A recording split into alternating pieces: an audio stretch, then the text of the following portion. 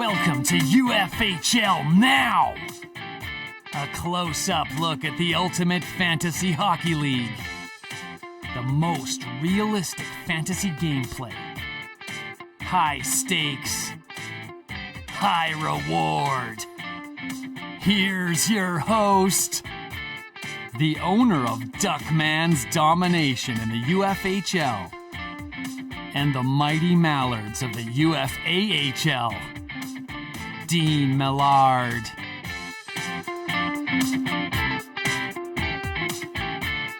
Hey there, and welcome to another edition of UFHL Now on the Ultimate Fantasy Sports Network. My name is Dean Millard, proud owner of Duckman's Domination and the Mighty Mallards, and an affiliation with High Level Scouting. Well, we have a loaded show for you here on the program, a post-deadline show with a lot of information and a lot of tidbits to throw at you. A lot of them you will have not known about until today. But if you do want to reach out and get in touch with us, you can email us, UFSN at UFF Sports. You can get us on Twitter, UFS Network, and you can get Ducksman's Domination at Ducks Domination. And of course, we have to tell you about the brand new website. We'll show you that in just a second. We're going to get to the red hot players of the week, some trade deadline, and just some moves that teams made that are paying off post trade deadline. We'll look at the top 5 assist leaders, the top 10 standings. UFHL Insider Larry Fisher will be by with so much great information. And let's take a look at this site now. The brand new UFFsports.com. You can log in as an owner, as a scout, whatever you are. As a fan, you can check it out. But this is where you will own the game. So check it out, www.uffsports.com. Head over there, play around with a bunch of different things. You will not be disappointed, and there is so much more to come from this website in the future. So check it out, www.uffsports.com. All right, we're going to be back with some red hot players of the week.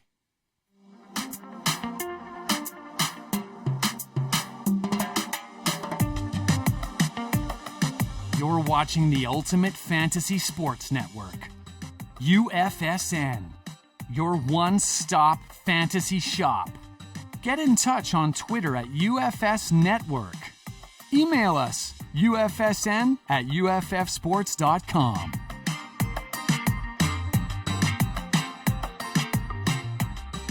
All right, so let's take a look at some of the top performers of the week in the UFHL. This, included the rush up to the trade deadline and now a few days after the trade deadline. There was some discussion about moving that trade deadline. It didn't matter to me. We had got all of our stuff done ahead of time. We had our own trade deadline because Craig was involved in the deadline coverage with TSN. But after thinking about it a bit in the future, the one thing it would give you an opportunity to assess is, where guys on your UFHL roster have actually been traded. Once the deadline is over, nobody's getting moved. So, okay, should I hold on to this guy now that, he didn't move or he did move or things like that. So that could be something. Anyway, we'll discuss all of that in the owners' meetings. An owner meeting coming up next weekend, and then we'll definitely make some decisions in the offseason, as we did last year in this league. You own the game, and the owners govern the game in this league as well. So let's look at some of the hot performers from this past week. And Mikko Rantanen led all UFHL skaters in fantasy points with just over 26 and a half. He put up some points. He had a decent amount of shots on goal. He also had 6 penalty minutes and some takeaways, allowing Red Army to stay on top. Likely the best deal that Steinbrenner made for Red Army. Luc Grenier was wheeling and dealing. This is the move that's, he's got some terrific players, but Mikko Rantanen is consistently in the top 5 every week and overall. Getting him earlier in the season. Now, Rantanen's Avalanche teammate Nathan McKinnon was hot on his heels for the Gators. He was just over 2 points back of Rantanen since last Friday. Points, shots, and hits did it for Nathan McKinnon, which is no surprise. A guy that's not afraid to get dirty, throw helmets, and get a 10-minute misconduct. All those penalty minutes add up. Not this week, but he had a productive week. 2 goals.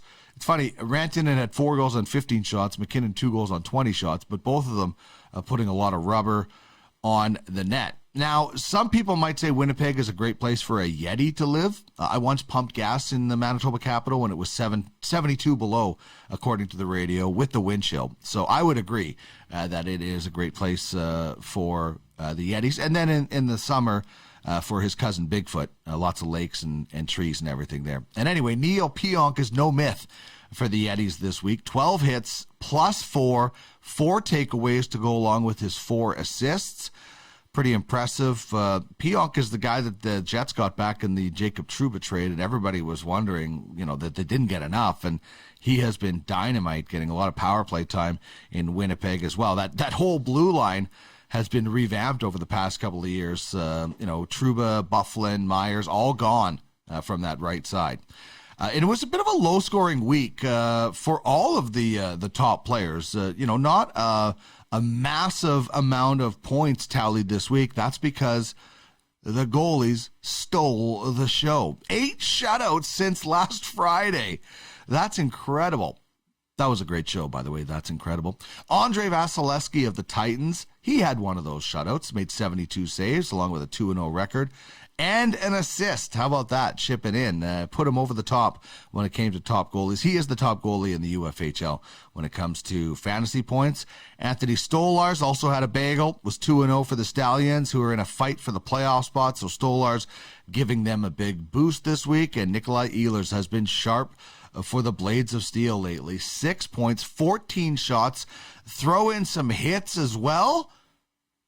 That's pretty impressive for one of the fastest skaters in the National Hockey League as well. So some impressive stuff happening from a couple of Winnipeg Jets on different teams in the UFHL. As for trade deadline acquisitions or just pieces that teams move around. Mike Hoffman was acquired in a trade, 2 goals, 1 assist, 9.6 fantasy points in the 2 games since he's played. How about Shesterkin for Red Army? They finally made some goaltending moves.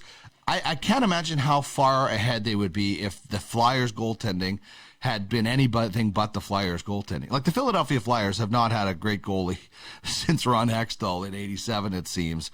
But Shesterkin for Red Army comes in and pitches 2 shutouts. And I was not very happy because I'm facing him in another league.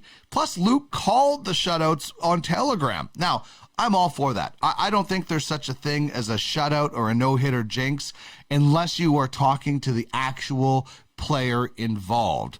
I wouldn't walk up to Shesterkin and say, great shutout you got going. But I don't have a problem with a guy on the broadcast or a guy on a telegram or sitting around having a beer. Somebody says shutout because it doesn't have an effect. And if you think it does, I have a ton of stuff that I don't want anymore that I want to sell you for a lot of money. So Shesterkin, what a big week. 2-0, 2 shutouts, 43 saves, 17.6 fantasy points after Luc Grenier made the move to bring him up. And that's, how do you look back after that? So impressive. And Connor Sheary getting dealt to the Grizzlies. A goal and 2 assists, 3 shots on goal, 8.1 fantasy points in a couple of games. So impressive stuff for some players that were acquired at the deadline or there were moves made so they can put them in the starting roster like Shesterkin. So really impressive stuff there from Red Army and the top team, as you will find out very shortly, in the UFHL. As for the top 5 assist leaders in the UFHL, well, you have, not surprisingly, Connor McDavid on top. This is the best player in the game right now, offensively, Connor McDavid. And, there are a lot of great players in the NHL. But the ability to watch that guy on a regular basis is... it's just amazing. It's just simply amazing to be able to watch that guy. I loved it when I was able to go watch him in person. but so impressive. And he is the overall leader in fantasy points in the UFHL. He's 1 point away from 250. So there you go for Connor McDavid. Patrick Kane, 6 assists back of Connor McDavid, and he's actually 8th when it comes to fantasy points in the UFHL with 186.2. You have Mitch Marner coming in at number 3 with 40 points. Him and Kane are actually tied there for 40 points. And Mitch Marner, 189.45 points. So he's just over 3 points ahead of Patrick Kane for 7th in the UFHL overall list. Leon Draisaitl is 4th in assists with 39. He sits 2nd in fantasy points with 220.9. He is 7 assists back of McDavid, only 1 goal back of McDavid. And Connor McDavid, a lot of shots, 152 to Draisaitl's 123. And then Nathan MacKinnon, who we talked about earlier, he is the 3rd overall fantasy point leader in the UFHL with 211.4, and he has 36 assists, putting him 5th in our top 5. And when we look at the top 10 standings, there was only 1 change from last week. And actually, that should say Blades of Steel was 11th last week, but everything else stayed the same. Blades of Steel bumping out the Brutes this week for the top 10, but that could change very, very quickly. As I'll try to bring in the standings here for the UFHL, and we could take a look at them. Red Army, it was talked about earlier that the lead had shrunk, and Luke / George Steinberner pointed it out on the podcast or the trade deadline special rather, that it was a problem of a lot of players for the Titans and the Ice Vikings on one night, or for the Titans, and not many for Red Army. And then he made it up. So he's got a lead back up to over 50. As I've said, I don't know if he will be caught. Really good battle for 2nd and 3rd between the Titans and the Ice Vikings. And then you have the Outlaws and the Royals battling each other. And then in the bottom half, as you see in the standings, there could be some races. But I think, well, actually, the Rock Republic is right on the heels of the Royals, actually, only about a 20-point difference. So it gets really, really close up until about 7th spot where the Stingrays sit. The Yetis are sitting about 85 points back of the Stingrays. So still a lot of battles to become, and that's just for the top 10. Keep in mind that it's the top 4 in the divisions that make the playoffs, just like in the National Hockey League. So there's a look at who's been hot this week, and some deadline deal acquisitions, as well as top 5 assist leaders and the top 10 standings. All right, now that I'm done, let's make way for the UFHL Insider Larry Fisher.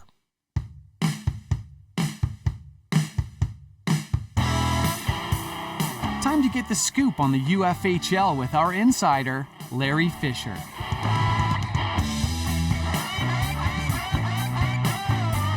He's had lines in the water all week long.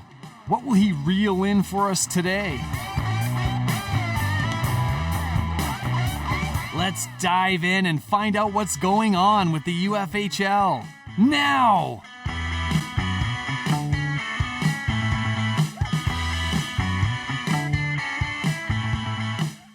Time for the juiciest part of the show as we bring in UFHL insider Larry Fisher, who has finally caught his breath after a crazy trade deadline.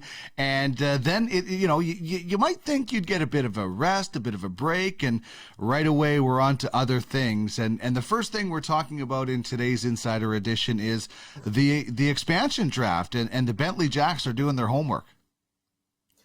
Yeah, the Bentley Jacks are in good hands with GM Brennan Kopp.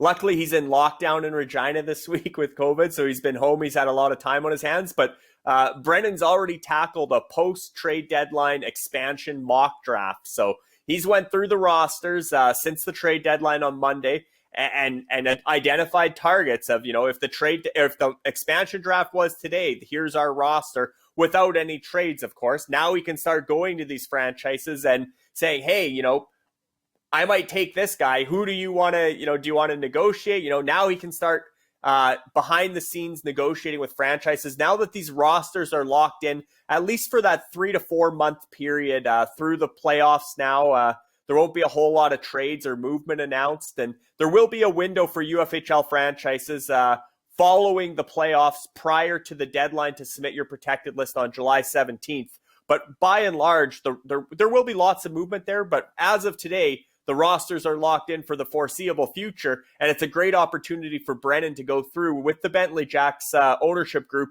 and really identify targets that if the expansion draft was tomorrow, here's our mock roster. So he's done that, and he was kind enough to share the results with me and give me a sneak peek, and we're not going to name drop anybody here, or we're not going to, tip off their hand or explain who they're targeting as far as players go, but certainly just looking at the roster as a whole, if the expansion draft was tomorrow, I would say it's a very promising roster. There's a lot of youth, a lot of young potential there, as well as a lot of cap space left over to really go into free agency or wheel and deal on the trade front. So as we expected, and as it played out with my initial mock expansion draft back in February, obviously there's been a lot of roster change and turnover since February, from February to April. But at that time, when I did the mock expansion draft, defense and goaltending, there was a surplus of those positions. You could get a lot of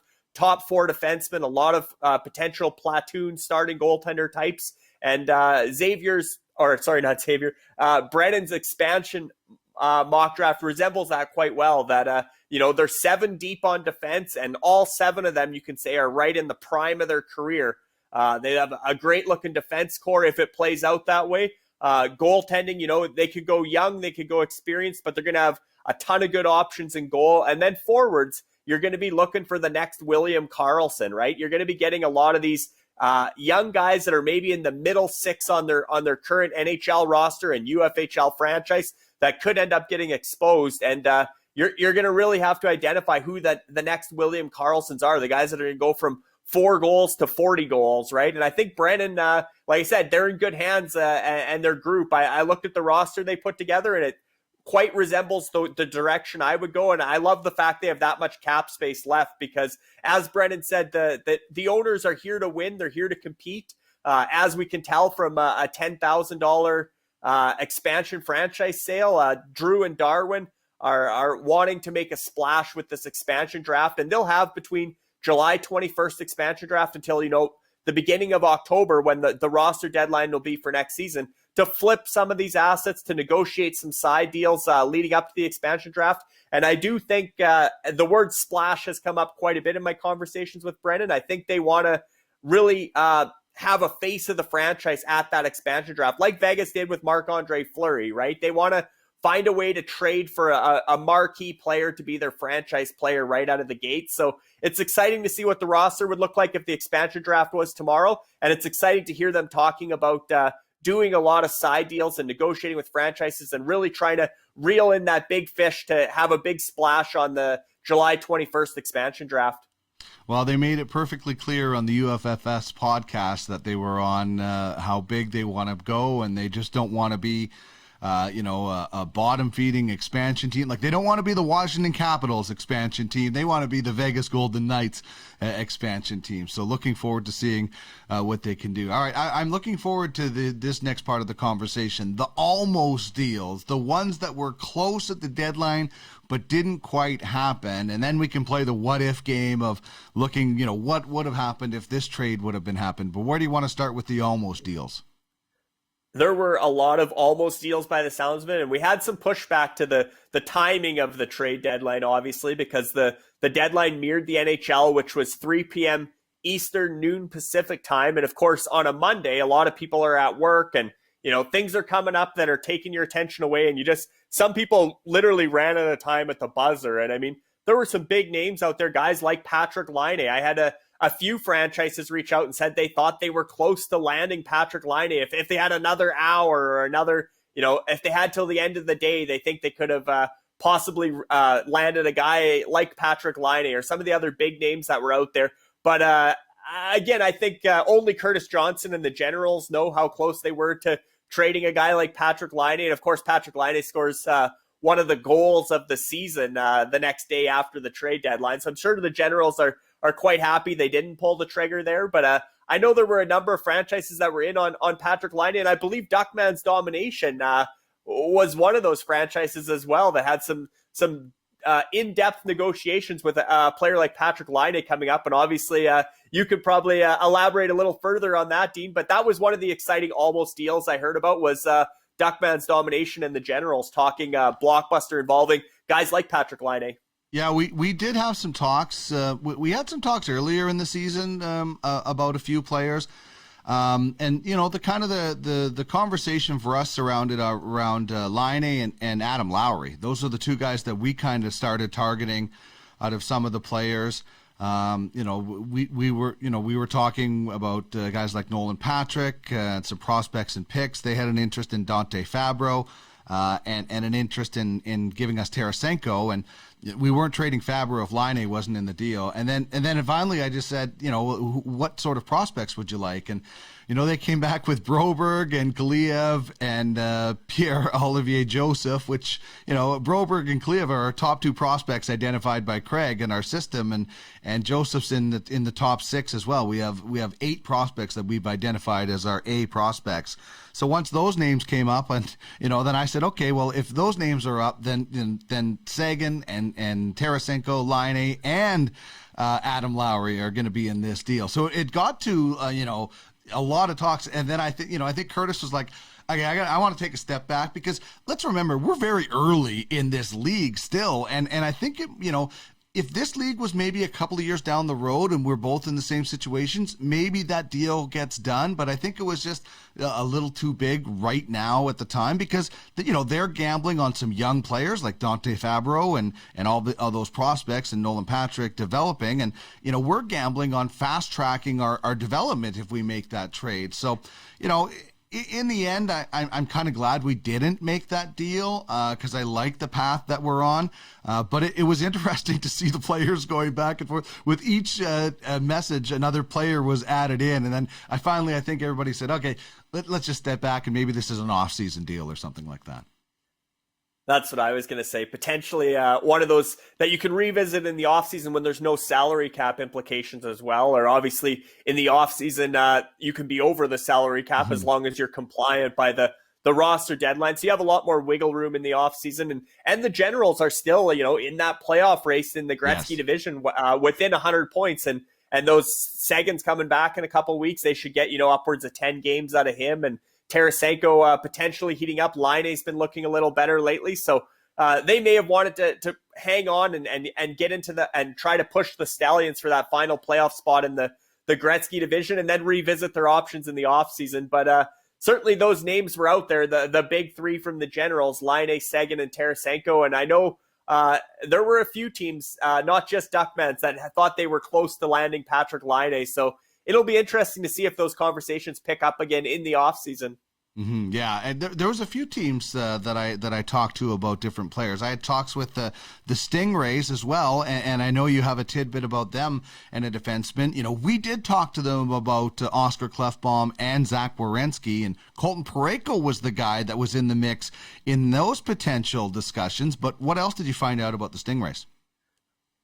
Yeah, so Arlo Scholz, he had reached out a few weeks ahead of the trade deadline and said, you know, we're looking at reshaping our defense. Obviously, they landed John Klingberg, landed Zach Werenski prior to his season-ending shoulder surgery, and with Oscar Klefbom already on the shelf, and then losing Werenski, I think they had that urgency that as they were climbing the standings, one more big piece on the back end, and they actually targeted a Norris Trophy winner, and Arlo left the name out. But if I was to speculate, I'm going to go out on a limb and say that was likely Victor Hedman from the Monarchs. I know there was conversations about Victor Hedman earlier in the season.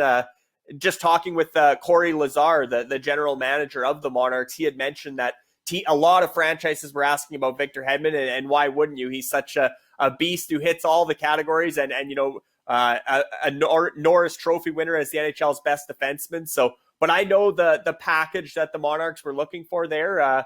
it was a significant package, including significant cash considerations. So you would have had to pony up a good amount of cash as well as some real good future assets, young players and prospects and picks in order to pry away Victor Hedman. And I don't know if that's the Norris Trophy winner that Stingrays were after, but it certainly made sense to me, the fact that Hedman's name had been out there. He's a Norris Trophy winner, and the Stingrays were, they thought they had a deal in place. They thought that deal was getting done for this Norris Trophy winner that they were targeting, and it fell through at the last minute kind of thing, or the other franchise backed out, and so Stingrays actually had to sort of regroup and take what was left. And in that case, by then Justin Schultz was gone from Duckmans, and a lot of these other deals had been consummated. So their consolation prize ended up being Eric Gustafsson, who at the time was in Philadelphia, was just in the process of getting traded to Montreal, and obviously has to quarantine there. But yeah, going from potentially Victor Hedman to Eric Gustafsson probably isn't the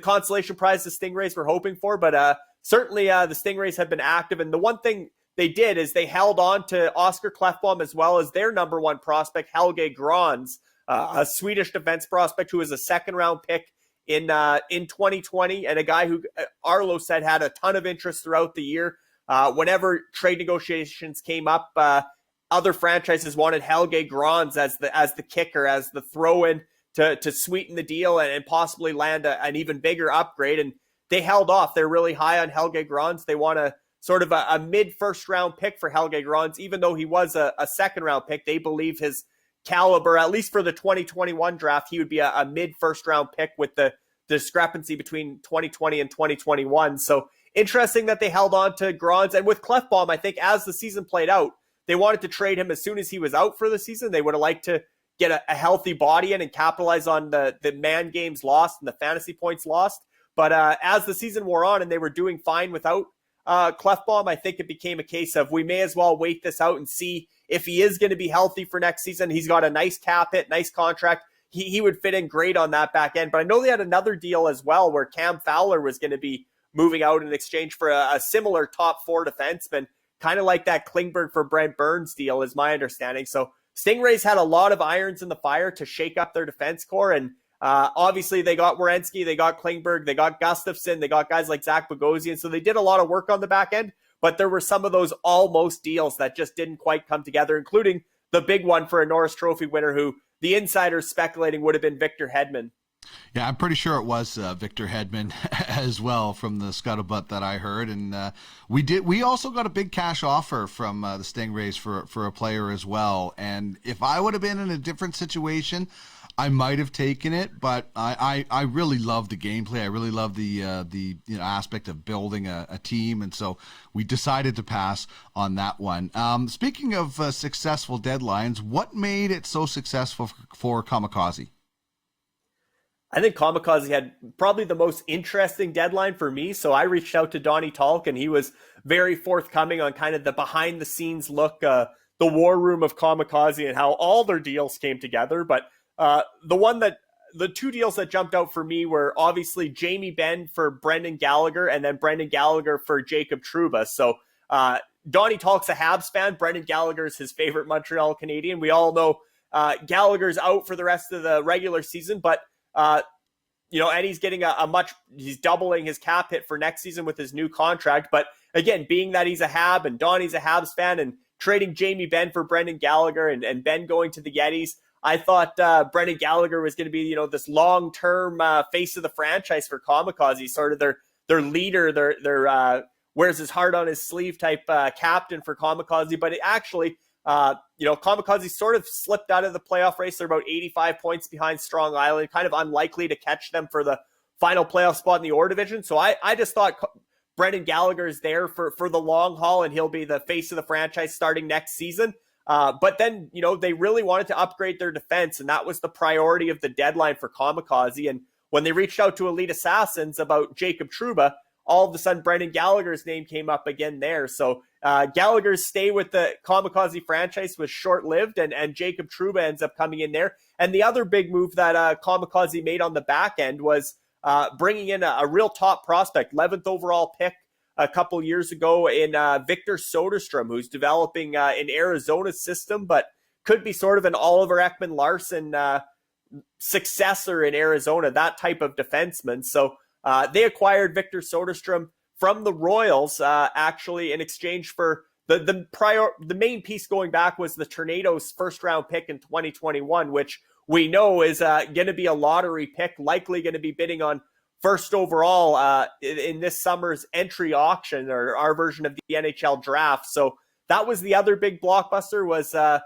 parting with that potential to bid on first overall, to bid on guys like Owen Power or whoever Kamikaze Scouts, Paul Easton and Easton Scouting Solutions, whoever they identified as the top prospect in 2021, they would have been bidding on that first overall pick. So whether it was Owen Power or Dylan Guenther or whoever it may be, they could have got a high-end defenseman there, guys like Luke Hughes, Brant Clark, Simon Edvinsson out of Sweden, but certainly Owen Power, sort of the big sexy name on the blue line, being he's a Chris Pronger clone type guy, but they could have turned that pick. Obviously, they got to win the bidding war against Duckmans and others, and that first overall pick's not going to be cheap, but they could have had a franchise defenseman there. They decided to part with that pick and bring in somebody who's already, bought and paid for and has a top pairing or, number 2, number 3 upside in Victor Soderstrom. So I think Kamikaze's trade deadline was declared a success because they identified their needs. They felt they were weakest on the blue line. They have a lot of blue chip forward prospects. They wanted some defense, and they got one in Victor Soderstrom, as well as a current defenseman who's right in the prime of his career in Jacob Trouba. And then I look at goaltending as well. They made a couple moves with Frank Vetrano and Ryan Strome, and they brought back 2 good goaltending prospects in Dustin Wolf and Daniil Tarasov. So they shored up their goaltending and their defense, both for the present and the future, as Kamikaze continues to sort of rebuild and retool. But I think Donnie Talk was very happy with the deadline for Kamikaze, even though it meant his favorite player, Brendan Gallagher, was a short-lived member of Kamikaze and no longer the face of the franchise going forward. All right, when it comes to the Royals, they were looking at a Russian, and they did something that they were actually really trying hard to do, and that's trade Mike Hoffman.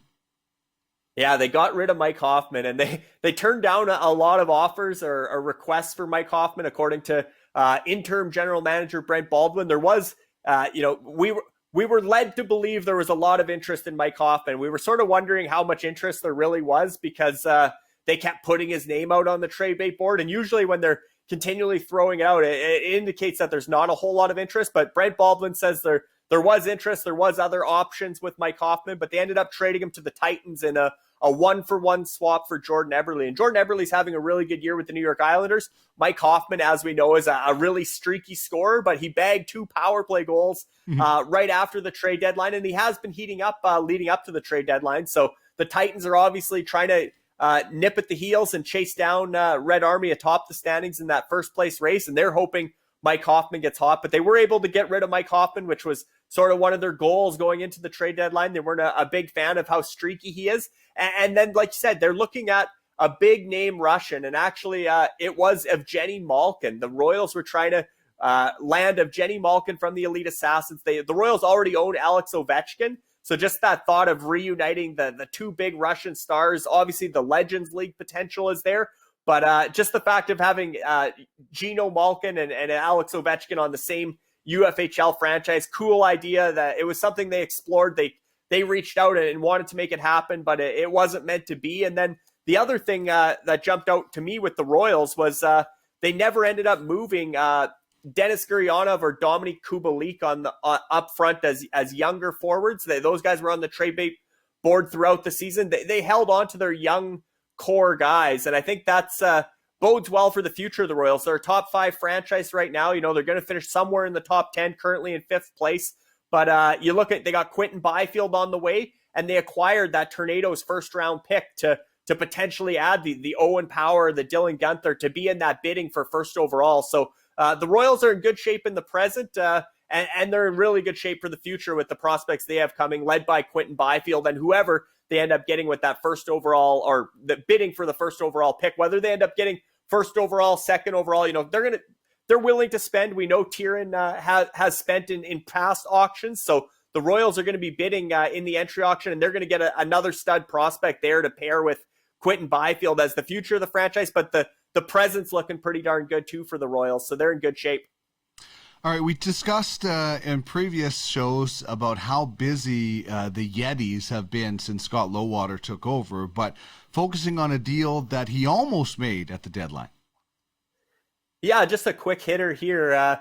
The Yetis acquired Scott Lawton along with David Perron from the Crypto Knights, and they had immediate interest in Scott Lawton. There were a few franchises, probably, guys that know he hits all the categories, and they had reached out and wanted to potentially acquire Scott Lawton. And the Yetis were open to flipping him, to moving him, until he signed his 5-year, $15 million contract extension, $3 million per season cap hit going forward. He was at 2.3 and he only went up to 3 million. So, and you got that security now of 5 years of Scott Lawton at 3 million. And I think, as Scott Lowwater said, that the Yetis pumped the brakes on flipping Scott Lawton as soon as he signed that extension. So he's staying a Yeti at least for next season, or heading into next season. And I guess we should never say never. Scott Lowwater's a wheeler and a dealer. If he gets the right offer, I'm sure Scott Lawton's available. But for now, they pumped the brakes, and that had real-world implications just because of his contract extension in the NHL and that secure cap hit at $3 million going forward. It made sense for the Yetis to keep him as part of their group going forward.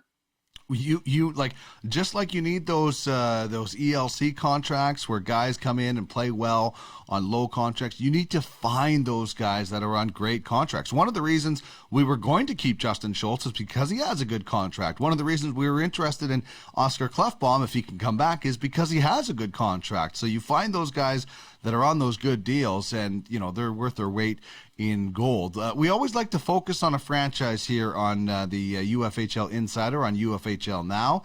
So tell me what's going on with the Godfathers. Yeah, I don't think the Godfathers have got their due in recent weeks, recent months, at least not from the Insider. They've kind of been, they made their big sell trade by moving Mikko Rantanen to Red Army, and they got a real nice package there. They got, Jordan Greenway came back. They got, I'm just trying to remember here who all they got in that package, Tony DeAngelo, and that was a tough break because that was it was about 2 or 3 days before he wore out his welcome in New York and with the Rangers. So Tony DeAngelo was, looking like a productive fantasy player and has been one of the top defensemen in fantasy in recent years. But obviously his off-ice incident there took him out of the picture. So that trade didn't work out as well as it could have, but they still got a guy, Matthias Norlinder, who I think came up in high level in Duckman's organization, actually, but he ended up there, and he's having a really good playoff in Sweden, and they got their own first-round pick back for 2021 as part of that Rantanen trade as well. So that made me think, okay, you're getting your own first-round pick back. Maybe they're going to blow this up and go into full rebuild mode, and now that they have their own pick back, they can slide down the standings and try and land a top prospect. But what they've actually done is piece together through smaller trades some really competitive players. Guys like Colin Blackwell and Zach Whitecloud came over from the North Stars. They got guys like Rudolph Balcers and Alexander Volkov, and obviously a change of scenery sparked both those guys, Balcers in San Jose, and now Volkov heating up in Anaheim. So just sort of piecing together this roster. And, even prior to the trade deadline, they claimed David Savard off waivers in the UFHL. The Royals were dumping David Savard to free up cap space for their acquisitions, but they claimed David Savard when he was still a member of Columbus, and he ends up going to Tampa Bay. Obviously, a great landing spot. They flipped Ethan Bear and brought in Jesper Fast from another trade. But generally speaking, just a lot of things are coming up Godfathers lately, and they've really crept up in that playoff race in the Gretzky division. I was kind of touting it with Tyler Seguin coming back and stuff, and Tarasenko, and I was really looking at that being the Stallions against the Generals, especially with the Generals acquiring Nico Hischier and him being healthy now. I thought, the Generals are the team that's going to really push for that fourth and final playoff spot in the Gretzky division and give the Stallions a run for their money. But now the Godfathers have overtaken the Generals, and they're the franchise that's gaining ground on the Stallions into this home stretch. So I think the Godfathers have quietly done some really good work and are looking good for the future. Obviously backstopped by the Montreal tandem of Price and Allen. And then I call it the triple G that they're led by, but they got Greenway, Connor Garland, and Matt Gerslick in Boston are sort of their three fantasy players that are in their prime that are doing well. But again, all those depth additions, the Blackwells, the White Clouds, the the Volkov, Balsers, and Casey Middlestad was another one. They got him in a deal for Mikael Granlund from the Gators, Casey Middlestad, and he's been heating up for Buffalo, as well as Anders Bjork, who went to Buffalo in the Taylor Hall deal. The Godfathers have him too. So a lot of these guys, when you're looking at the nightly box scores that aren't big names, but it seemed to be really picking up the pace. You look who owns them in the UFHL, and more often than not lately, I've been, wow, the Godfathers have him. And as a result, they're really climbing the standings and starting to make a push for a playoff spot in the Gretzky division. So I think the Godfathers deserve more credit for the subtle changes they made and the fact that they are becoming a realistic playoff contender in the Gretzky division. Casey Middlestad and Granlund, by the way, both wore the jersey behind me at one point, and interesting that they get traded for each other in that situation. Okay, let's get to the insider advice. And if you listen really closely, Larry, you can hear UFHL owners and GMs scribbling down the notes you are going to be giving them or typing them onto their laptops, because we always hear in the Telegram chats after this show about the guys picking up on different things. So what are you starting with for insider advice? Well, let's talk about the big signing of the week, the big news of the week in the UFHL. Ken Appleby is now a member of the Gators. Ken Appleby, I mean, he was a real good junior goaltender, won a Memorial Cup in the OHL, but nobody's heard of Ken Appleby in a number of years. He's 26 years old, so therefore, by age, he's a pro status player. And the Wise Guys prospects added him or registered him on the blockchain as an NFT for their scouting agency. But because he's pro status, they could only own him for 24 hours. And then they had to auction or sell him to the UFHL to keep those pro players within the league. Even though he's in the AHL, he's under NHL contract and he's a pro status player. So that triggered this forced auction. And of course, down to the last couple minutes, no bids. Nobody really expected Ken Appleby. And then the Gators put in a bid, and now Ken Appleby's a member of the Gators. And you can imagine how many DMs I got on Telegram saying, why would they want Ken Appleby? And I just said, take a look at Cap Friendly. Ken Appleby recently signed a 2-year contract extension with the New York Islanders at the league minimum cap hit. He'll probably never play a game for the New York Islanders. The New York Islanders did that specifically for the expansion draft. Yep. Ilya Sorokin is exempt. He can't be exposed and doesn't need to be protected. That only leaves Semyon Varlamov. You need to expose minimum exposed requirement. You need to expose one goaltender who is either an RFA at the end of this season or who's signed into next season. So 21-22.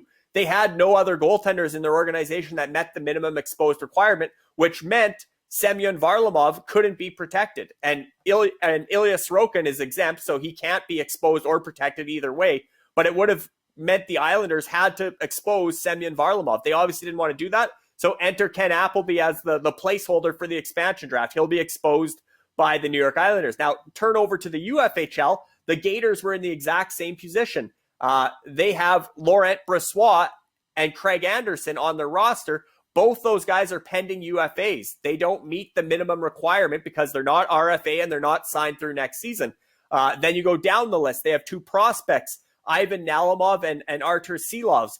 Both of them are exempt. They're not eligible for the expansion draft, so cross them off. Then go down to the UFAHL, to the Caymans, their farm team, and take a look there. They have Jeremy Brodeur and Brandon Halverson. Same thing. Neither of them are under NHL contract right now, so they can't be exposed. So they got 6 goaltenders in their goaltending pipeline in the UFHL, UFAHL that don't meet the minimum requirement. The only guy who does is Jacob Markstrom. Jacob Markstrom, they just acquired at the trade deadline. The Gators obviously want to protect Jacob Markstrom as their goaltender, but under the current rules and with the minimum exposed requirement, even though he would be the goaltender they select for protection, he would automatically be exposed as the minimum requirement. So they didn't want to lose Jacob Markstrom, so they needed a goaltender, much like the New York Islanders, as a placeholder, and Ken Appleby fits the bill perfectly. He's signed through next season with that 2-year contract. He's expansion eligible, so unfortunately for the Bentley Jacks, you're going to have a lot of good goaltending options, but when it comes to the Gators, your option is going to be Ken Appleby. Well, that's the reason we went out and traded for Malcolm Subban as well. We had both of our goalies were UFAs at the end of the season. And, we might end up getting a different goaltender and keeping Malcolm Subban. I don't know, but it just gives us a goaltender. So now we don't have to scramble and overpay. And, we ended up getting a second round pick back in that deal. So I thought it worked out well. But you have to start positioning yourselves. And I was misunderstanding the expansion rules a while. And I sent you a DM saying I finally figured out my expansion. And it's literally a relief when you can sit there and say, okay, I'm good for expansion. I don't have to scramble around to find a guy to make sure I expose and things like that. It just takes one thing off of your plate, because there's always things going on, like promoting players from the UFAHL franchises and signings from scouts. Like, that stuff is still going on, is it not?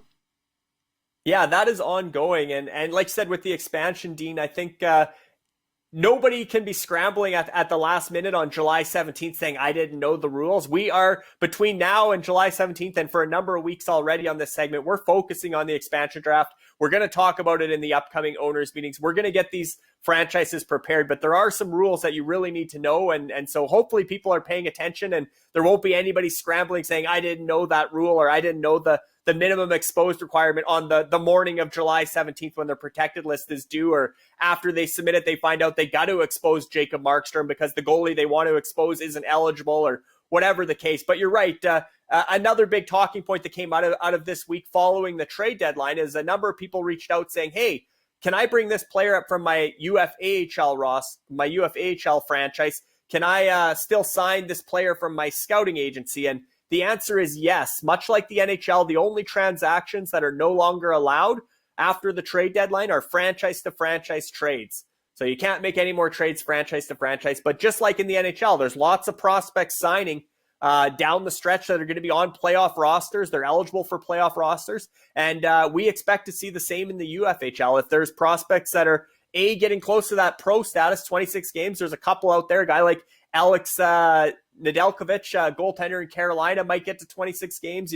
Guys like Michael Bunting in Arizona has been doing well. Those guys are still owned by scouts, so those guys might be coming into the UFHL down the stretch here and possibly ending up on playoff rosters to give a bump. And I know a lot of franchises have really, after the trade deadline, if they, like I said, if there was an almost deal and it didn't quite come together and they have, one open forward spot or whatever the case, now they're really looking at their UFAHL roster saying, okay, who could I promote and bring up and plug a hole? And there are a lot of guys when you look at the UFAHL, because we drafted every single player that plays in the AHL is owned.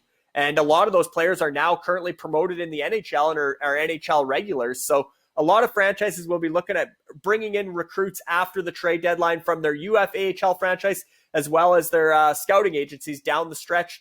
But one thing, again, you got to make sure, if you're bringing those guys up, and we can talk Duckman specifically with the Mighty Mallards, Gustav Forsling's having a heck of a season in Florida. He's been getting power play points, everything else. The Mighty Mallards own Gustav Forsling. But if you bring him up, guess what? If you bring him to the active roster and send him back down, he's waiver eligible. He's got to clear waivers. If you bring him up to the protected list, he's expansion eligible. The protected list is part of, for the expansion draft, it's all 50 contracts. Anybody who's under UFHL contract, if they meet the expansion rules or eligibility, they are eligible, whether they're on your active roster or your protected list. It doesn't matter. In the offseason, it's a 50-man list. And if you have them under UFHL contract, if they're eligible for the expansion draft, you have to protect or expose them, even if they're on your protected list in the UFHL. So a guy like Gustav Forsling might be better off simmering with the Mighty Mallards until after the expansion draft, if there's a potential that you think he would be the player of interest for the Bentley Jacks. So there's some strategy there, of course, but if you want, you can still bring up players from the UFAHL to the UFHL roster, or straight to the protected list, as well as from the scouting agency. And people ask, can we bring them just to the protected list, or do they have to go to the active roster? You can bring them just to the protected list, but be aware, waiver status as well as expansion eligibility. And with waiver status, once they're on that protected list, remember that next season, when next season comes around, there's that roster deadline. If they don't make your opening night 23-man roster, they have to clear waivers prior to the start of the season. So you don't want to bring up a player at risk of losing them for nothing or for a small return if they're doing well down there. But certainly if you're in a playoff race, or as we know with the payout system, Dean, every position pays out a little more. So even, for Duckmans, if you're going from 30th to 31st, or from 31st to 30th, and you can overtake the Tornadoes thanks to Gustav Forsling and bank an extra $50 or $20. Maybe that's worth it, right? Maybe for somebody who's more so in the, the 20 to 15 range, that could be an extra $100 or whatever, and pay part of your entry fee by promoting a player who's productive from your UFAHL franchise, or bringing in another recruit from the scouting agency. So I think we'll see more of those moves. And yes, they are allowed, because everybody's asking, what can we do now, or what can't we do? And the only thing you can't do is franchise to franchise trades. I should point out also, you can find, I think, almost all of this information in a really, really informative rule book that took a long time to put together. I know from being commissioners of other leagues that I often get, you get questions, and, in a bunch of my leagues, we have like an actual constitution where it's like, go look here, go look here, go look here. So if anybody does have questions, always best to check that rule book first, because you'll probably be able to find it there, and instead of having to reach out. But I know you're always there to answer questions, Larry. So let's wrap up. We got a couple of minutes left with some mid-season draft rankings. Yeah, so off the top of the show, Dean, you mentioned that, a lot of people probably think, oh, the trade deadline's over. Larry can sleep in now, and, he's off the hook. There's no more transactions. But my focus will actually now shift more to the scouting side of the platform. And we have our UFFS scouts. There's 36 active scouts on the platform, and they've been invited to submit their mid-season draft rankings, their top 64 for the 2021 NHL draft. The deadline is Sunday. So for the scouts that are listening, if you want to participate and have a voice in the consensus UFFS rankings for the 2021 NHL draft, get your top 64 emailed in to myself, Larry Fisher, or to scouting@uffsports.com by Sunday night. And then we'll compile those rankings, we'll average them out, and we'll come up with a consensus UFFS ranking. And it's important for the franchises as well, because those consensus rankings are applied to the algorithm. There'll be a mid-season update to the entry auction algorithm. And as those rankings change the order of the prospects, the minimum bids will change too, depending on, if Owen Power went from the preseason first overall pick and the minimum bid there. Now, if all of a sudden he's fifth overall, well, that's going to change his minimum bid and the minimum bid for that position in the algorithm, the way it works. So definitely something to keep an eye on. It'll be exciting to see how these rankings play out, how many scouts submit, and how that looks for the UFFS consensus top 64 for the 2021 NHL draft, and also how it impacts the entry auction algorithm for the UFHL franchises as sort of a measuring stick going forward, because that algorithm will be finalized by the official NHL draft results. The top 64 picks, the first and second rounders in the NHL draft on the morning of July 24th, will finalize that algorithm for the entry auction later that day on July 24th. But in the meantime, these draft rankings from UFFS are kind of giving franchises a good idea of what to expect for those minimum bids. And there will be a midseason update coming after April 26th, when the under-18 World start as sort of the next big scouting showcase. The UFFS scouts will have their rankings out prior to that to sort of set the stage for that tournament. Awesome stuff. So much to look forward to. Always something to look forward to, whether you're in season or off season with the UFHL. Thank you so much, Larry. Have a good weekend. Same to you, Dean. Thanks a lot.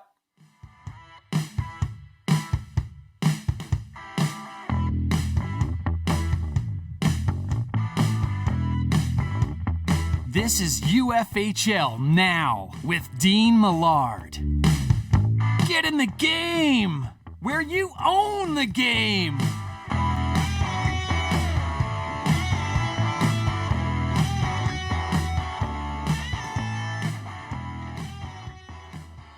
Wow, that was a jam-packed segment of the UFHL Insider with Larry Fisher. And, we were kind of joking, maybe you get a bit of a rest. But then we're going to have owners' meetings.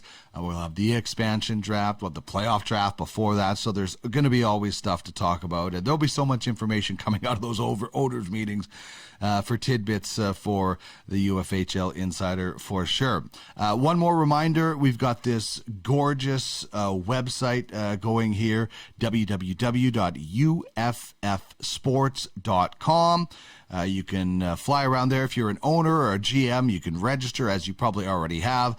But for anybody that wants more information, check it out, uffsports.com.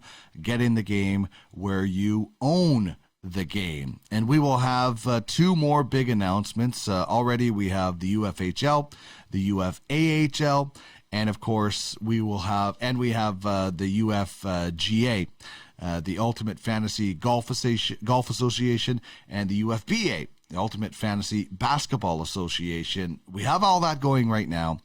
Two more sport announcements on Sunday's UFFS podcast with Darren Bates and Larry Fisher. I'm excited about it, and I'm not even really part of the show. It's Darren and Larry's show, but this is such an exciting one this weekend that I absolutely cannot wait for you to check that out.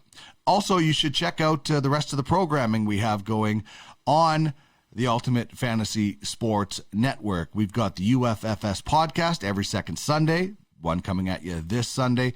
Fantasy Hockey Time with myself Monday mornings at 8 a.m. Mountain Time. 2 Minute Tuesday with Darren Bates on Tuesday mornings around 9 a.m. Mountain Time.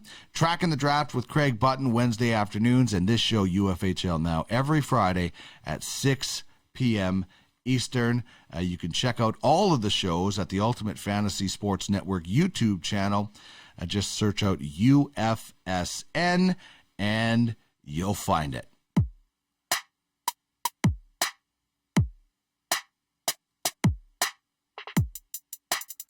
All right. That music means it is time for me to wrap things up. We will have owner meetings next weekend. Be prepared for those if you are an owner or you're representing your owner. They do last a while. There'll be several choices for you to have as well when it comes to those owner meetings. Also, golf auctions, August 8th. Check out the UFFsports.com for more information. And the private SEO sale comes your way on May 1st. Again, all of that information, you can find it in Telegram through any of the founders or any of the really knowledgeable people, or you can check out UFFsports.com. For Larry Fisher, I'm Dean Millard. Thank you so much for watching UFHL Now. Have a great weekend in fantasy. UFHL Now is produced by DM Productions. To get in touch, head to www.podcastalley.ca.